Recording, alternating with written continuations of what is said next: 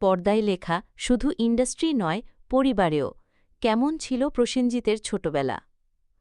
ছোটবেলাটা আমার মা বলতেন যে পাগল হয়ে যাবে এই ছেলেটাকে নিয়ে, মানে আমি এত দুষ্ট ছিলাম, এত দুষ্ট এবং এত ছটফটে ছিলাম যে আমাকে সামলানো খুব মুশকিল ছিল। ছোটবেলার দুষ্টুমি। আমার মনে আছে, আমাদের বাড়িতে আমার বাবা মায়ের প্রচুর শোপিস ছিল এবং বাবা মা বাইরে গেলেই আমি আর আমার বোন আমার থেকে ১.৫ বছরের ছোট, আমরা দুজনে মিলে বল নিয়ে ঘরের মধ্যে এমনভাবে খেলতাম যে কোনো না কোনো শোপিস ভাঙতই। এবং আমাদের বাড়ির উল্টো দিকে একটা গ্যারাজ ছিল যেখানে গাড়ি রাখা হতো। সেই গ্যারাজের ছাদে আমাদের দুটো ঘুড়ি কেটে চলে গেছিল। সেই ঘুড়িটা আনার জন্য আমি সোজা পাইপ বেয়ে দোতলা থেকে, মানে আমাদের দোতলার বারান্দা থেকে পাইপ বেয়ে আমি নিচে নামার চেষ্টা করি এবং মাঝপথে গিয়ে আমার বোন, যে খুব ছোট, সে ভয়ে চিৎকার করতে শুরু করে, কারণ আমি আর নামতেও পারছি না, উঠতেও পারছি না, মাঝখানে আটকে গেছি।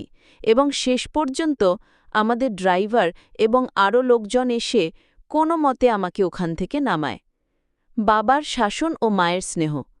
বাবা খুব মারত, বাবা প্রচণ্ড মারত, কিন্তু মা কোনোদিন গায়ে হাত তোলেনি। মা সবসময় বলতো, ছেলেকে মেরো না, ছেলে মানুষ, দুষ্টুমি করছে, করবেই। তো এইটা ছিল আমার ছোটবেলা, মানে প্রচণ্ড দুষ্টু এবং প্রচণ্ড ছটফটে। পড়াশোনায় একদম মন ছিল না। আমার মনে আছে, একবার আমার পরীক্ষার রেজাল্ট খুব খারাপ হয়েছিল এবং বাবা সেই রেজাল্ট কার্ডটা দেখে আমাকে এত মেরেছিল যে আমার বোন বাবাকে এসে বলেছিল, বাবা, দাদাকে মেরো না, দাদা মরে যাবে। কিন্তু আমার বন্ধুবান্ধব ছিল প্রচুর।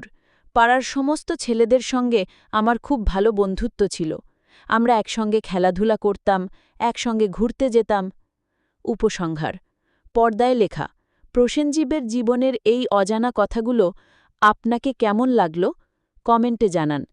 এইভাবেই দুষ্টমি, মারামারি আর বন্ধুদের সঙ্গে আড্ডা দিয়েই আমার ছোটবেলাটা কেটেছে। একটা অন্যরকম ছোটবেলা, যেটা হয়তো আজকের দিনের বাচ্চারা কল্পনাও করতে পারবে না।